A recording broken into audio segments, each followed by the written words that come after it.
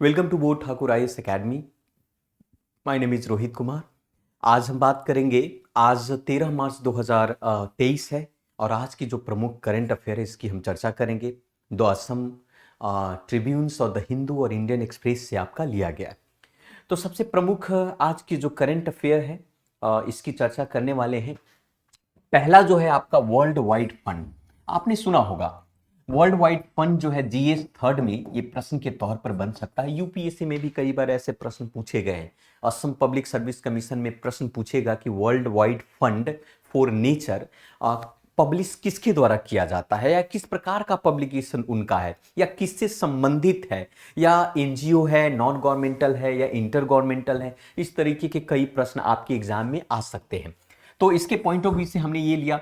दूसरा है आपका centre announce the Subhash Chandra Bose आपका आपदा प्रबंधन पुरस्कार फॉर 2023 के लिए सुभाष चंद्र बोस आपदा प्रबंधन पुरस्कार नवाजा जाता है। हर साल इसका आयोजन होता है। इस साल भी आयोजन किए गए हैं, इसके बारे में हम चर्चा करेंगे क्योंकि ये भी आपके प्रश्न के तौर पर बन सकते हैं। तीसरा है वोट फेस्ट 2023 बेंगलुरु में इसका आयोजन किया गया है लोगों में जागरूकता फैलाने के लिए, वोट की अहमियत को बताने के लिए कि हमारे लिए वोट कितना महत्वपूर्ण है, कैसे एक वोट जो है लोकतंत्र को जीवित रख सकता है। तो इसकी अहमियत को बताने के लिए आपका आयोजन किया गया। और द फोर्थ जो है सबसे most important, national startup advisory council की मीटिंग होने वाली है, तो इसके बारे में भी हम जानेंगे। तो ये आज का सबसे प्रमुख न्यूज आपके एग्जाम के पॉइंट ऑफ व्यू से है, आपके असम पब्लिक सर्विस कमीशन या यूपीएससी के पॉइंट ऑफ व्यू से है। तो आप इसे ध्यान से देखें और अंतिम तक देखें। लास्ट में हम कुछ प्रश्नों को भी हम सॉल्व करेंगे, है ना। शुरू करते हैं। तो सबसे पहले हम बात करते हैं आपका world wide fund for nature and report के बारे में, एंड द रिपोर्ट के बारे में। जैसा कि हम सभी जानते हैं करीब 170 ट्रिलियंस द प्लास्टिक पार्टिकल्स आपको कहा जा रहा है कि ओशियन में फ्लोट कर रहा है। ये बात हाल फिलहाल के वर्ल्ड वाइड फंड की फॉर नेचर के द्वारा प्रकाशित किया गया और इसमें कहा गया कि पूरे विश्व के अंदर में ओशियन में, हमारे समुद्र के सतह पर, वाटर के सरफेस पर करीब 170 ट्रिलियन से आपके प्लास्टिक फ्लोट कर रहे हैं। और ये किस प्रकार से हमारे इकोसिस्टम को डिसबैलेंस कर रहे हैं, इसके बारे में हम जानेंगे, समझेंगे।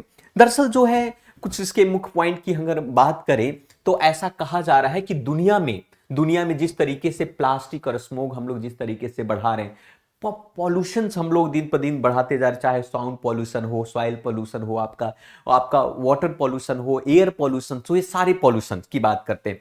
तो पूरी दुनिया के अंदर में जितने भी ओशियन है उनमें दिन पर दिन प्लास्टिक की मात्रा बढ़ता जा रहा है, जिसके कारण से माइक्रो प्लास्टिक की अहमियत बढ़ने के कारण जो है इकोसिस्टम, जो है ओशियन की इकोसिस्टम डिसबैलेंस हो रही है। जैसे उदाहरण के तौर पर उन्होंने कहा, सर्वे के मुताबिक उन्होंने बताया कि जो कुछ कॉन्टिनेंट के कुछ देश हैं, जैसे कि सबसे ज्यादा प्लास्टिक प्रोड्यूस करने वाला जो देश है, प्लास्टिक पॉल्यूटेड प्लास्टिक प्रोड्यूस करने वाला देश है, वो इजिप्ट है, नाइजीरिया है, साउथ अफ्रीका है। ये लार्जेस्ट कंट्रीब्यूटर है प्लास्टिक लीकेज का। मतलब ये देश सबसे ज्यादा प्लास्टिक कंट्रीब्यूट कर रहा है ओशियन के अंदर में, सबसे ज्यादा ओशियन में। दूसरी बात, उसके बाद उन्होंने कहा अल्जीरिया और Morocco joint the list of top 20 coastal country. कुछ ऐसे देश हैं जो समुद्र के किनारे हैं, जैसे अल्जीरिया और मोरक्को हैं, तो उनका भी मरीन प्लास्टिक पॉल्यूशन में एक बहुत बड़ा कंट्रीब्यूशन है, जिसके कारण से कहा जा रहा है कि भाई ये संभलने की जरूरत है। और ये सारा रिपोर्ट जारी करने वाली जो संस्था है जिसका नाम है world wide fund for nature. So world wide fund for nature. रही बात भारत के बारे में अगर हम जाने तो भारत में कहा जा रहा है कि जो वेस्ट डंप हैं, खास करके साउथ एशिया की अगर हम बात करें तो 60 मेजर ऐसे भारतीय सिटी हैं, शहर हैं जो प्लास्टिक आप कह सकते हैं कि प्लास्टिक पॉल्यूशन बढ़ा रही है। यह बात कही गई थी यूनाइटेड नेशन एनवायरनमेंट प्रोग्राम के द्वारा। So the waste dump in the South Asia sea daily in generated from the 60 major Indian city across the United Nation environment programme, जैसे दिल्ली हुआ, मुंबई हुआ, कानपुर हुआ, वाराणसी हुआ, ये सारे जितने भी शहर हैं जो आपको नदी के किनारे जो या समुद्र के आसपास वाले शहर, ये जो प्लास्टिक पॉल्यूशन का कंट्रीब्यूशन इनका है, तो इस पर विचार करने की आवश्यकता है, समझने की भी आवश्यकता है।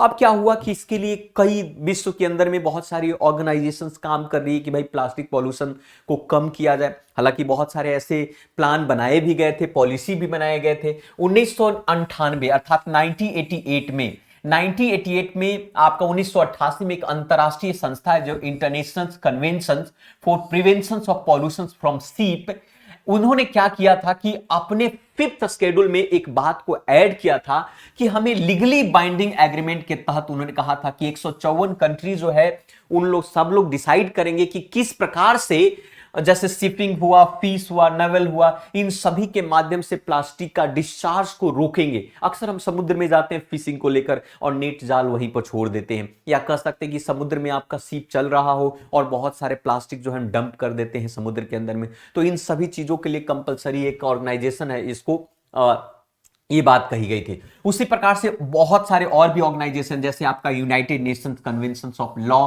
फॉर सी इन 1982 में बनाया गया, ये भी प्लास्टिक पॉल्यूशन को रोकने की बात करती है। उसी प्रकार से convention of prevention of marine plastic by dumping of the waste और मैटर 1972 में। तो ये सभी लोग कहती है कि भाई आप प्लास्टिक, अब क्योंकि प्लास्टिक जो होता है डिग्रेडेबल्स नहीं होता है, वो डिकम्पोज नहीं हो पाएगा।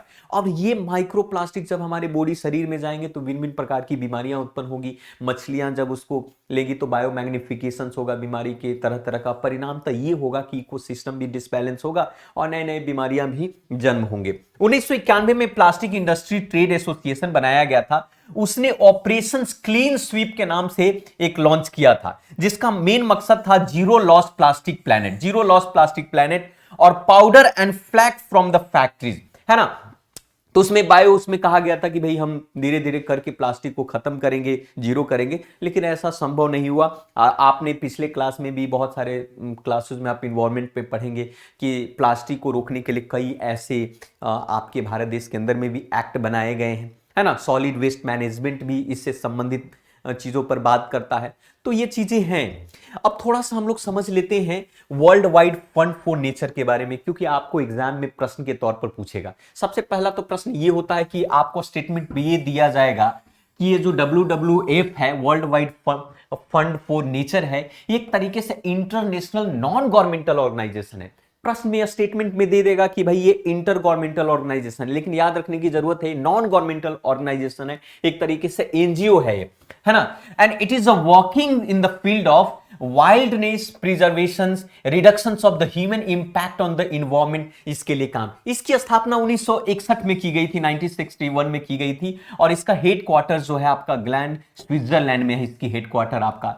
ऐसा माना जाता है कि ये वर्ल्ड का लीडिंग कंजर्वेशन ऑर्गेनाइजेशन है और 100 कंट्री से भी अधिक में ये काम कर रही है, जिसका मेन मकसद ये होता है कि प्लैनेट को इन्वायरमेंट, हम कह सकते हैं कि भाई कैसे डिग्रेडेशन से बचाए, प्लैनेट को जो पॉल्यूशन या पॉल्यूशन से कैसे बचाया जाए या डिग्रेड होने से कैसे बचाया जाए। तो इसके लिए काम कर रही होती है, ताकि जो है आने वाले प्रकृति के साथ, नेचर के साथ हार्मोनी हो, भाईचारा, नेचर के साथ एक तरीके से एक बेहतर समन्वय हो, इस पर ये काम करती है खास करके। करंटली ये ऑर्गेनाइजेशन जो खास करके 6 एरिया में काम करती है, जैसे फ्लड के क्षेत्र में काम करती है, क्लाइमेट चेंज से संबंधित, फ्रेश वाटर को लेकर, वाइल्ड लाइफ को लेकर, फॉरेस्ट को लेकर और ओशियंस को लेकर काम करती है।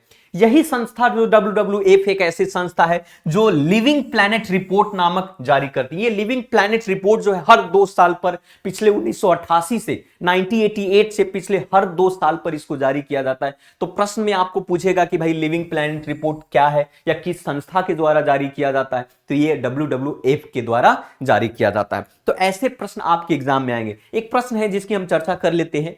देखिए यहां पर कहता है कि world wide fund for nature के बारे में कुछ स्टेटमेंट है। पहला स्टेटमेंट कहता है कि it is the international inter governmental organisation, जबकि हम पहले ही बताया कि भाई ये इंटर गवर्नमेंटल नहीं, इंटर नॉन गवर्नमेंटल ऑर्गेनाइजेशन है, अर्थात एनजीओ है। तो पहला स्टेटमेंट तो ऐसे ही खत्म हो गया आपका, इसको एलिमिनेट कर सकते हैं और एलिमिनेशन के बेस के आधार पर बी राइट आंसर होगा। हेडक्वार्टर जो है ग्लैंड में है आपका, अर्थात स्विट्जरलैंड में है आपका, जिसका मेन मकसद क्या है कि भाई to stop degradation of the planet, nature, environment and build a future in which human live to harmony with the nature. तो ये इस तरीके के प्रश्न आपके एग्जाम में पूछे जाते हैं, यूपीएससी में पूछे जाते हैं, आपका असम पब्लिक सर्विस कमीशन में डायरेक्ट पब्लिकेशन से संबंधित आपके एग्जाम पूछा जाएगा आपका। ठीक है, आगे बढ़ते हैं। मोस्ट इंपॉर्टेंट है आपका सेकेंड जो न्यूज है आपका, आप देख सकते हैं कि केंद्र सरकार सेंट्रल अनाउंसेस सुभाष चंद्र बोस आपदा प्रबंधन पुरस्कार 2023। हर साल आपदा प्रबंधन को लेकर जो है सुभाष चंद्र बोस आपदा प्रबंधन पुरस्कार जारी किया जाता है 2023 में, है ना। एक बेहतर डिजास्टर मैनेजमेंट को या डिजास्टर रिस्क रिडक्शंस को कम करने वाली जितने भी हैं खास करके, तो ये रिसेंटली में आप देखेंगे कि सुभाष चंद्र बोस आपदा प्रबंधन पुरस्कार थर्ड सेशन जो है इस बार national platform disaster risk reduction के द्वारा जो है जारी किया गया। और जारी किया गया, इसके बारे में थोड़ा सा हम समझ लेते हैं कि आखिर है क्या, है ना। दरअसल ये इंडिविजुअल और एक ऑर्गेनाइजेशंस को मिलता है जो आप कह सकते हैं कि डिजास्टर मैनेजमेंट में जिनकी रोल बहुत ही ज्यादा होती है खास करके। तो आप देख सकते हैं कि it is honour and individuals contribution to selfless होता है, सर्विस के लिए मिलता है, इंडिविजुअल को भी मिलेगा, ऑर्गेनाइजेशंस को भी मिलेगा। एलिजिबिलिटी की बात करें तो भारतीय नेशनल का होना चाहिए, भारतीय इंस्टीट्यूशंस होना चाहिए, उन्हीं मतलब कोई भी भारतीय संस्थान हो उनको मिलेगा, या भारतीय जो सिटीजन है जिन्होंने आपदा प्रबंधन में अपनी बेहतर भूमिका निभाई है उनको मिलेगा। तो ये इंस्टीट्यूशन हो सकता है, वॉलेंट्री ऑर्गेनाइजेशन हो सकता है, कॉर्पोरेट सेक्टर हो सकता है, एकेडमिक हो सकता है, रिसर्च इंस्टीट्यूशन हो सकता है, यूनिफॉर्म्ड फोर्स हो सकते हैं किसी भी संस्थान के, चाहे मिलिट्री के हो या आर्म्ड फोर्स हो या किसी भी तरीके से। कैंडिडेट जो कैंडिडेट होते हैं उनको अवार्ड डिजास्टर मैनेजमेंट को लेकर मिलता है। डिजास्टर मैनेजमेंट यहां से मतलब होता है कि प्रिवेंशन हुआ, मिटिगेशन हुआ आपका, या कह सकते हैं रेस्क्यू को लेकर, रिस्पांस के, रिलीफ को लेकर, रिहैबिलिटेशन को लेकर, रिसर्च को लेकर, इनोवेशन के क्षेत्र में हो, या फिर वार्निंग रिलेटेड टू वर्क में हो, क्लाइमेट से संबंधित हो, मतलब जहां पर भी डिजास्टर मैनेजमेंट वाली चीजें जो आती है उनमें ये सुभाष चंद्र बोस आपदा प्रबंधन पुरस्कार जो है दिए जाते हैं। पुरस्कार में क्या दिया जाता है? दरअसल जो है सुभाष चंद्र बोस जी का जो जन्म दिवस है 23 जनवरी, उसी 23 जनवरी को हर साल उनके जन्म दिवस के अवसर पर, नेताजी सुभाष चंद्र बोस के जन्म दिवस के अवसर पर यह पुरस्कार दिया जाता है। पुरस्कार के रूप में 51 लाख रुपए प्राइज के तौर पर और एक सर्टिफिकेट होता है ये पर्टिकुलर इंस्टीट्यूशंस का, और 5 लाख और certificate in the case of individual. अगर मान लिया कि मैं व्यक्ति हूं और मुझे अवार्ड मिल रहा है, तो एज ए इंडिविजुअल अगर मुझे 5 लाख अवार्ड मिलेगा और सर्टिफिकेट मिलेगा। अगर हमारी एक संस्था है, उस संस्था को 25 लाख रुपए मिलते हैं, 51 लाख रुपए मिलते हैं, और साथ में उनको सर्टिफिकेट दिया जाता है। तो कभी कभी आपको यह प्रश्न भी पूछ देता है कि भाई प्राइज में क्या क्या होता है। नेक्स्ट है आपका मुख्य रूप से वोट फेस्ट 2023। बेंगलुरु में इसका आयोजन किया गया। भोजपुर हमारे देश के फिलहाल जो है chief election commissioner, chief election commissioner कौन है भाई? राजीव कुमार है। तो वो सकता है आपका प्रश्न पूछेगा एग्जाम में, chief election commissioner Rajiv Kumar. और इलेक्शन कमीशन आपके अनूप चंद्र पांडे और अरुण गोयल साहब हैं। ये दो, आप सभी को पता होगा कि भाई चीफ इलेक्शन कमीशन प्लस दो अन्य कमिश्नर होते हैं। तो chief election commission Rajiv Kumar है, अनूप चंद्र पांडे और अरुण अरुण जो गोयल हैं वो आपके इलेक्शन कमिश्नर हैं। इन लोगों ने आयोजन किया था जिसका नाम था वोट फेस्ट 2023। इसलिए आयोजन किया था बेंगलुरु के अंदर में, ताकि जनता के बीच में इलेक्शन के महत्व को समझाया जाए, वोटों के महत्व को समझाया जाए कि वोट किसे देना चाहिए, वोट वायस नहीं होना चाहिए, वोट कास्ट के आधार पर नहीं होनी चाहिए, जाति के आधार पर नहीं होनी चाहिए, धर्म के आधार पर नहीं होनी चाहिए, या कह सकते हो कि मतलब वोट एक जेन्यून एक तरीके से लोकतंत्र को मजबूत करने के पॉइंट ऑफ व्यू से होना चाहिए। तो ये इन्होंने आयोजन किया था जिसका नाम था आपका इलेक्ट्रोथोन 2023। आपका जैसे हैकथॉन होता है वैसे इलेक्ट्रोथॉन 2023 हुआ था। 30 घंटे तक इनको किया गया और सबको समझाया गया, बताया गया कि वोटिंग आईडी कैसे बनाए जाते हैं। डेमोक्रेटिक प्रोसेस को बेहतर करने के लिए चाहे अर्बन और शहरी में इसका आयोजन किया गया था। तो इसके पॉइंट ऑफ व्यू से ये बड़ा महत्वपूर्ण हो जाता है।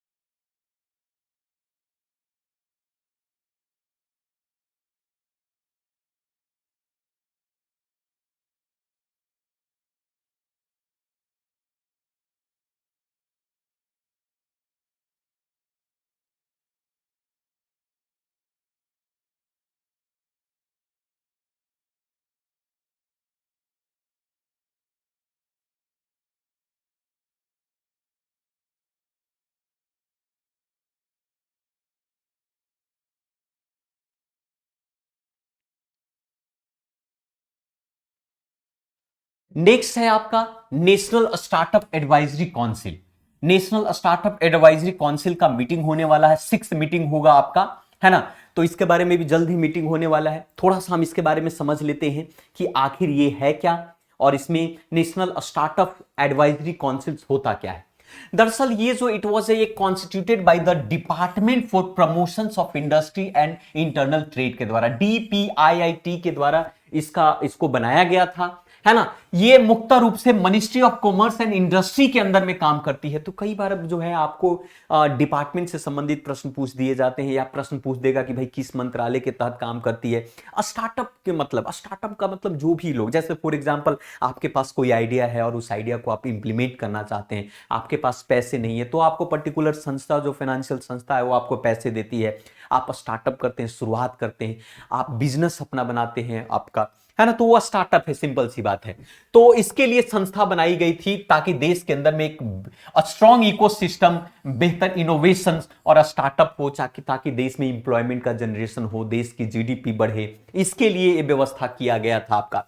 जो ये कंपोजिशन है, काउंसिल है, इसके अंदर में अगर बात करें स्टार्टअप के अंदर में, तो आपके ministry of commerce and industry जो मंत्रालय है वो इसके चेयरमैन होते हैं। साथ साथ में जो आपकी कन्वेयर ऑफ द काउंसिल्स हैं, ज्वाइंट सेक्रेटरी हैं, department for promotions of industry, internal trade वाले होते हैं। साथ साथ में कुछ है, तो एग्जाम में सिंपल सा ये पूछ देगा कि भाई नेशनल स्टार्टअप एडवाइजरी काउंसिल किस मंत्रालय के तहत आती है, या प्रश्न ये पूछेगा आपको नेशनल स्टार्टअप एडवाइजरी काउंसिल जो है आपको किस मंत्रालय, किस डिपार्टमेंट के तहत आती है। ये भी पूछ देगा कि भाई नेशनल जो स्टार्टअप एडवाइजरी काउंसिल है उसके चेयरमैन कौन होते हैं। तो इस तरीके के प्रश्न आपके एग्जाम में पूछे जाएंगे। तो ये प्रमुख आपका न्यूज था। चलिए कुछ प्रश्न को हम सॉल्व कर लेते हैं। प्रश्न है आपका असम पब्लिक सर्विस कमीशन से संबंधित। पहला प्रश्न ये है कि कालाकंद, है ना, मुदनथुरई टाइगर रिजर्व कहां है ना। ये है कालाकंद, तो सिंपल सी बात है, केरला है, कर्नाटका, आंध्र प्रदेश, तो तमिलनाडु। ऐसे प्रश्न आपके एग्जाम में पूछे जाते हैं कि भाई कालाकंद मुदनथुरई टाइगर रिजर्व कहां है, तो तमिलनाडु में है। उसी प्रकार से एक प्रश्न ये भी है कि which Indian state has recently sign to MOU for development of 7 ropeway project के लिए। कौन सा राज्य है जो खास करके मेमोरेंडम ऑफ अंडरस्टैंडिंग साइन किया है रोपवे को लेकर। जैसे पहाड़ी वाले इलाके में आपने देखा होगा कि भाई रोपवे के माध्यम से एक स्थान से दूसरे स्थान जाया जाता है। तो इसके सही उत्तर आपको हिमाचल प्रदेश है। हिमाचल प्रदेश जो है हिली इलाका है, और ऐसे भी आप इसको एलिमिनेट कर सकते हैं आसानी से। नेक्स्ट प्रश्न है आपका कि विच कंट्री आपका overtook Saudi Arabia to become India second largest supplier of the crude oil. आप सबको पता होगा कि 2022 से पहले जो सबसे ज्यादा क्रूड ऑयल का सप्लाई करने वाला देश जो है आपको खास करके ये सब सऊदी अरबिया हुआ करती थी। लेकिन अभी फिलहाल जो है सऊदी अरबिया को पीछे छोड़कर ये आया है। तो यूएसए, इंडोनेशिया, रसिया, ये राइट आंसर क्या होगा इसका, तो इसका राइट आंसर आपका रसिया होगा। रसिया जो है उसे पीछे छोड़ दिया। जिस प्रकार से रसिया और यूक्रेन के बीच में युद्ध चल रहा था, जिसके कारण से रसिया के क्रूड ऑयल को लोगों ने बहिष्कार किया, लेकिन भारत जो है रसिया के ऑयल को इंपोर्ट किया क्योंकि सस्ते दामों पर भी बेच रहा था, ये भी कारण था। नेक्स्ट क्वेश्चन है आपका कि which state union territory has announced a joint venture company with the NLC India for setting up 1 gigawatt solar plant. तो कौन सा राज्य है, जैसे राजस्थान, पंजाब, असम और तेलंगाना। ये प्रश्न आपके लिए है। इस प्रश्न का उत्तर आप सॉल्व करें, कमेंट बॉक्स में इस प्रश्न का उत्तर आप लिखें, है ना, क्योंकि ये असम पब्लिक सर्विस कमीशन से ही संबंधित है। मुझे पता है इस प्रश्न का उत्तर आप सभी को पता होगा, आप जरूर इसे कमेंट बॉक्स में लिखें। तो आज के लिए इतना ही था, मिलते हैं फिर से दूसरे वीडियो में। बाकी आप इस चैनल पर बने रहें, इस चैनल को सब्सक्राइब करें। बेहतर होगा कि बेल आइकन को भी प्रेस करें ताकि समय पर आपको जानकारी मिलता रहे कि हमने क्या क्या अपलोड किया है। तो आज के लिए इतना ही, तो मिलते हैं फिर से। थैंक यू वेरी मच, मिलते हैं फिर से।